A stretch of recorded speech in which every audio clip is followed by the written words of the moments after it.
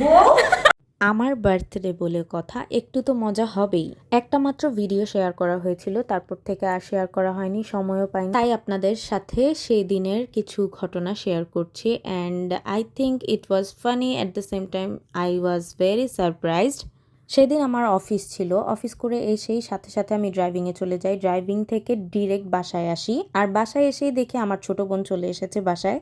I was thinking যে আমার ছোট বোন কেন এত দূর থেকে চলে আসলো, ও পরে ইস্ট ওয়েস্টে, আর ওখান থেকে সে আমার কাছে চলে এসেছে। এটা আমার জন্য অনেক বেশি বড় একটা সারপ্রাইজ ছিল। আমার এই ছোট বোনটা সারপ্রাইজ দেওয়াতে পুরাই ওস্তাদ। আমি হলে এজন সেজনকে বলে দিই, কিন্তু সে কখনোই বলে না। আর আমি একদমই সারপ্রাইজ হয়ে যায় যখন কেকটা দেখি। কেকটা দেখার পর আমার সাথে সাথে মুডটা অফ হয়ে যায়, কারণ আমার হাজব্যান্ডকে আমি অনেক মিস করছিলাম। ও এত দূর থেকে উইশ করেছে, প্লাস এত এফোর্ট দিয়েছে, সেটার জন্য অনেক থ্যাঙ্কফুল। আমার যেহেতু মুড অফ ছিল, তো আমি রেস্টুরেন্টটা চেঞ্জ করলাম, কারণ আমার মনে হচ্ছিল যে পরিবেশটা চেঞ্জ করলে হয়তো বা আমার মুডটা ভালো হবে। তবে একটা কথা না বললেই নয়, আমার ছোট বোনটা না থাকলে হয়তো বা ওই দিনটাও আমার পানির মতোই যেত। Thank you so much Tanha, আমাকে এত ভালোবাসার জন্য আর এত এফোর্ট দেওয়ার জন্য। আমার মুড এত পরিমাণ সুইং হচ্ছিল যে আমি এই রেস্টুরেন্টে ঢুকেও আমার মনে হচ্ছিল যে না, আমি এখানে বসবো না, কারণ লাইটিংটা আমার ইস্যু হচ্ছিল, মনে হচ্ছিল যে অন্ধকার। তারপর আমি জ্যানে চলে আসি অ্যাজ ইউজুয়াল, কারণ জ্যান আমার খুবই একটা প্রিয় রেস্টুরেন্ট। আমি কোনো প্রমোশন করছি না, আগেই বলে নিচ্ছি, আমার এখানে ভালো লাগে বলে আমি যাই, আর এখানকার খাবারও খুব মজা হয়, দ্যাটস ওয়াই আমি যাই।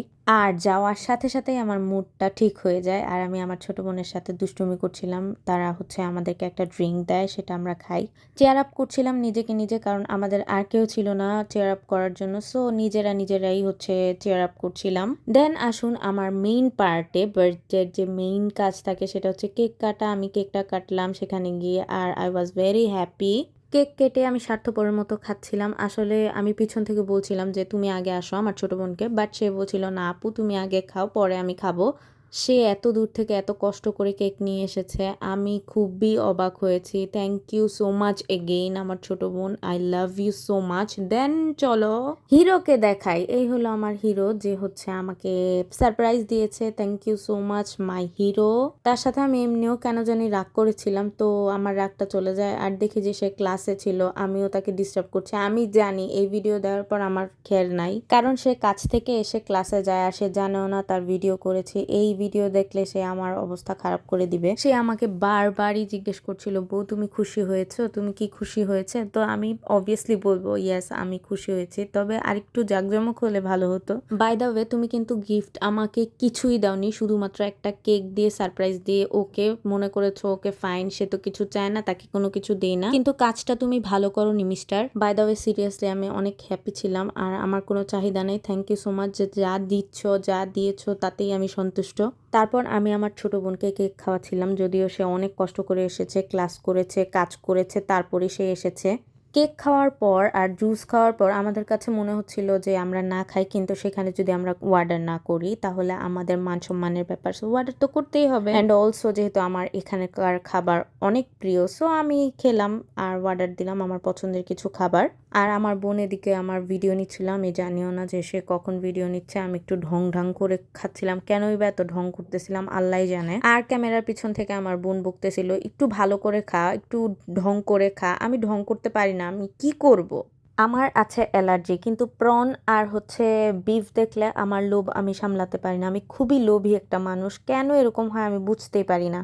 পাইনাপেল জুসটাও ছিল অসাধারণ, খেয়ে সেই মজা পেয়েছি, আর জীবনটা মনটা সবকিছু ঠান্ডা হয়ে গেছে। অফিস শেষে মোটামুটি অনেক কলিগরা এসেই বসে বসে আড্ডা দেয়, দেখলাম, দেখে খুব ভালোই লাগলো। আর আপনাদেরকে দেখানোর জন্য ইন্টেরিয়র গুলো একটু আমি ভিডিও করলাম, তাদের ডিজাইন গুলো একটু ভিডিও করলাম, তাদের রেস্টুরেন্টটা ভিডিও করলাম, কারণ যেহেতু তাদের ভিতরটা এত সুন্দর, খুবই এস্থেটিক, ছবি তোলার জন্য পারফেক্ট। মিউজিক লাগানো থাকে, পুরো এস্থেটিক ভাইব দেয়, খুবই ভালো লাগে। আমি জানি না আমার কেন এখানেই বারবার যেতে ইচ্ছা করে, বাট আমার আসলেই ভালো লাগে। সবশেষে আমি এটাই বলবো, থ্যাংক ইউ সো মাচ সবাইকে যারা আমাকে সাপোর্ট করেছে, আমাকে ভালোবেসেছে, আমাকে কেয়ার করেছে।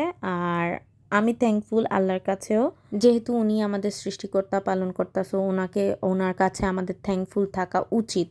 আমি জানি আমি দেখতে অতটা সুন্দর না, বা অত কেয়ারিং কাউকে পাওয়ার হয়তো বা যোগ্যতা আমার নেই, কিন্তু আল্লাহ আমাকে দিয়েছে এমন একজন কেয়ারিং পার্সন যে আমাকে কেয়ার করে, ভালোবাসে।